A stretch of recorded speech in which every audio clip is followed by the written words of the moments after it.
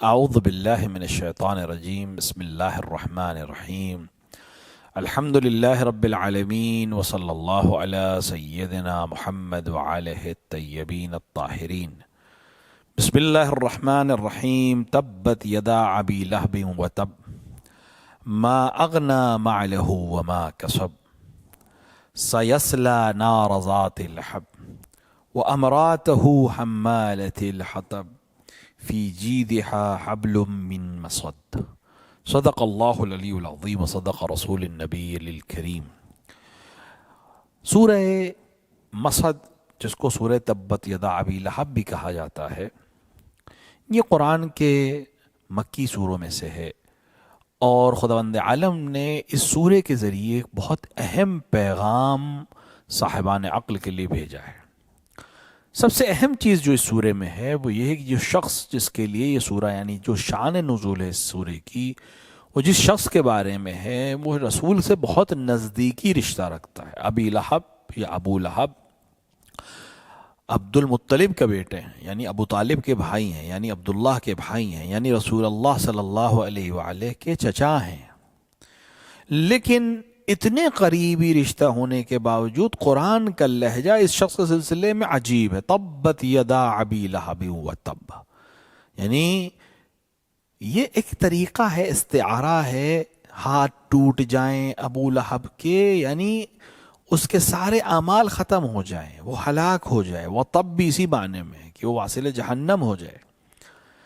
اس نے سخت لہجے میں خداوند عالم کس سے بات کر رہا ہے؟ رسول کے چچا سے، ابو لہب سے۔ کیوں؟ کیونکہ یہ شخص ایسا شخص ہے کہ جو رسول کے ساتھ ہے اس طرح سے کہ جہاں جہاں رسول جاتے ہیں یہ شخص پیچھے پیچھے چلتا ہے اور رسول کے پیر پہ پتھر مارتا ہے، یہاں اتنے پتھر کہ رسول کا پیر زخمی ہو جاتا تھا۔ اور دوسروں سے، یعنی رسول تبلیغ کر رہے ہیں، اسلام کی تبلیغ کر رہے ہیں، یہ پیچھے پیچھے چل کے کہتا تھا کہ اس کی بات نہ سننا، میرے بھتیجے کی بات نہ سننا، اپنے دین کو نہ چھوڑنا، یعنی ضد پیغمبر پہ کام کر رہا تھا۔ خود یہ اور اس کی زوجہ بھی یہی کام کر رہی ہے، جو ابو سفیان کی بہن ہے، حاکم شام کی پھوپھی ہے۔ یہ پورا خاندان سوائے ضد پیغمبر کوئی کام نہیں کیا ان لوگوں نے۔ تو چچا ایک طرف سے رسول کا چچا ہے، اور لیکن پیسہ بہت ہے، مال بہت ہے۔ اس کے ذہن میں یہ تھا، گمان میں یہ تھا کہ میرے پاس پیسہ ہے، میں جو چاہوں کر سکتا ہوں، میرا کوئی کچھ نہیں بگاڑ سکتا۔ قرآن دونوں چیزوں کی نفی کر رہا۔ تبت یدا ابی لہب وتب، تمہارے ہاتھ پیر ٹوٹ جائیں اے ابو لہب، تم جہنم میں جاؤ۔ اور اس کے بعد قرآن نے ایک عجیب بات کہی، ما اغنى عنہ مالہ وما کسب، اس کو وہ چیز فائدہ نہیں پہنچائے گی جو اس کا مال ہے یا اس نے جو حاصل کیا ہے۔ اب اس میں علماء کہتے ہیں اس سے مراد مال بھی ہے اور اس سے اعمال بھی ہیں، یعنی جو کچھ اس نے کیا ہے وہ اس کو فائدہ نہیں پہنچائے گا۔ وہ سوچتا ہے مال اس کے کام آئے گا، وہ سوچتا ہے لوگوں کے درمیان جو اس کے پاس آبرو ہے، جو لوگوں کے درمیان اس کی عزت ہے، پیسے کی وجہ سے یا عہدے کی وجہ سے یا قریش کی رشتہ داریوں کی وجہ سے، یہ کچھ اس کے کام نہیں آئے گی۔ یہ بہت اہم پیغام ہے ہمارے لیے، یعنی یہ صرف ایک شخص کی بات نہیں ہو رہی ہے، یہ ایک شخص جو بہت نزدیک ہے پیغمبر سے رشتے کے لحاظ سے، لیکن بہت دور ہے پیغمبر سے فکر کے لحاظ سے، بہت دور ہے پیغمبر سے تبلیغ دین کے لحاظ سے۔ تو یہ اتنا نزدیک ہونے کے باوجود رشتے میں چونکہ فکر میں دور ہے، ضد اسلام ہے، ضد پیغمبر ہے، لہذا قرآن اس کو کہہ رہا ہے تبت یدا ابی لہب وتب، اور یہ بھی کہہ رہا ہے کہ تمہارا پیسہ تمہارے کام نہیں آئے گا، تمہارا منصب تمہارے کام نہیں آئے گا، تمہارے عہدے تمہارے کام نہیں آئیں گے۔ سیصلی نار ذات لہب، بہت قریب ابو لہب کو جہنم کی آگ نصیب ہوگی، یعنی کچھ تمہارے کام نہیں آئے گا۔ اور اس کے بعد صرف یہ شخص چونکہ اکیلا نہیں ہے، اس کی زوجہ بھی شریک ہے، تو قرآن کہہ رہا ہے وہ امرأتہ حمالۃ الحطب، اور اس کی بیوی جو لکڑی ڈھونے والی ہے۔ یہ شخصیت کو واضح کر رہا ہے، یعنی ایک انسان جو اپنے آپ کو بہت عظیم سمجھ رہا ہے، پیسے کی وجہ سے بہت بڑا سمجھ رہا ہے، قرآن کہہ رہا ہے کہ تمہاری جو زوجہ ہے، جو ضد پیغمبر ہے، ضد اسلام ہے، ضد دین ہے، بد زبان ہے، پیغمبر کے خلاف کوشش کرتی ہے، اس کی کوئی حیثیت نہیں ہے، یہ لکڑی ڈھونے والی ہے۔ اور اس کے بعد کہا فی جیدہا حبل من مسد، اور اس کی گردن میں بٹی ہوئی رسی بندھی ہوئی ہے، یہ اس شخص کے لیے ہے، یعنی اس زوجہ کے لیے، اور یہ اوپر سے عطف ہے سیصلی نارا ذات لہب وامرأتہ حمالۃ الحطب، یعنی یہ جہنم میں صرف ابو لہب نہیں جائے گا، اس کی زوجہ بھی جائے گی جو اصل میں لکڑیوں کو اٹھانے والی ہے، اس کی گردن میں رسیمان بندھی ہوئی ہے۔ یہ جو ظاہر ہے دنیا ہے، اسی طرح جہنم میں بھی رہے گی۔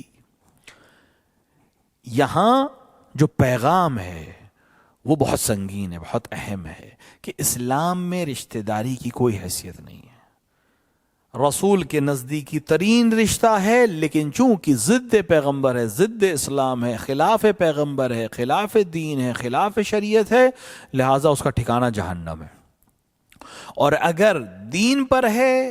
تو بلال حبشی جیسا غلام بھی اسلام میں اہمیت رکھتا ہے، اگر دین پر ہے تو فارس کا رہنے والا سلمان محمدی بنے گا، منا اہل البیت بن جائے گا۔ تو اسلام میں رشتہ کی کوئی حیثیت نہیں ہے۔ یقیناً اسلام رشتہ داروں سے ساتھ محبت کرنے کا حکم دیتا ہے، صلہ رحم کرنے کا حکم دیتا ہے، لیکن ساتھ میں دین اہم ہے، سب سے اہم چیز دین ہے، سب سے اہم چیز اللہ کا حکم ہے۔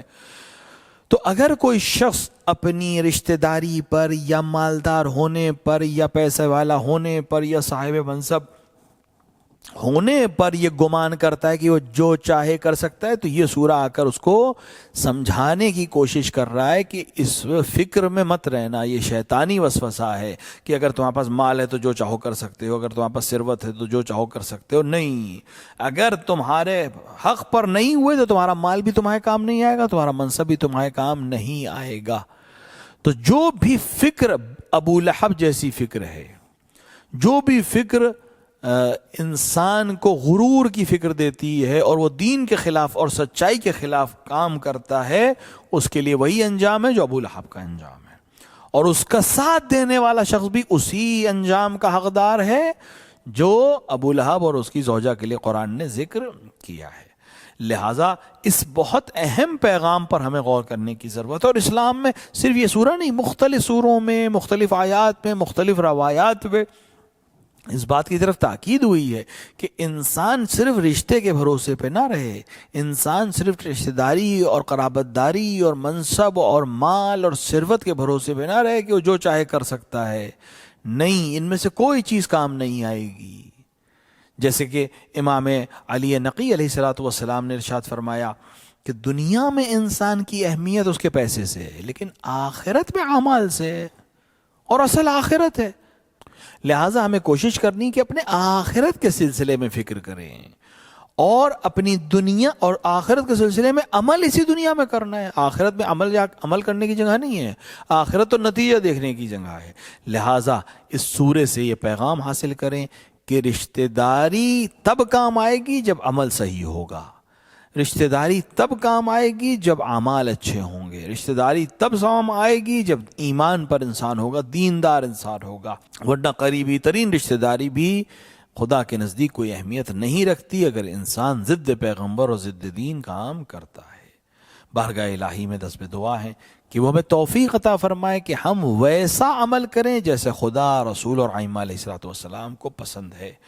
اور ہمارے اندر سے حسد کو، کینے کو، تکبر کو ختم کر کے ہمارے اندر تواضع کو، علم دوستی کو اور زہد اور تقوی کو ہمیں توفیق عطا فرمائے کہ ہم اسے حاصل کر سکیں۔ وصلی اللہ علی سیدنا محمد وآلہ الطیبین الطاہرین۔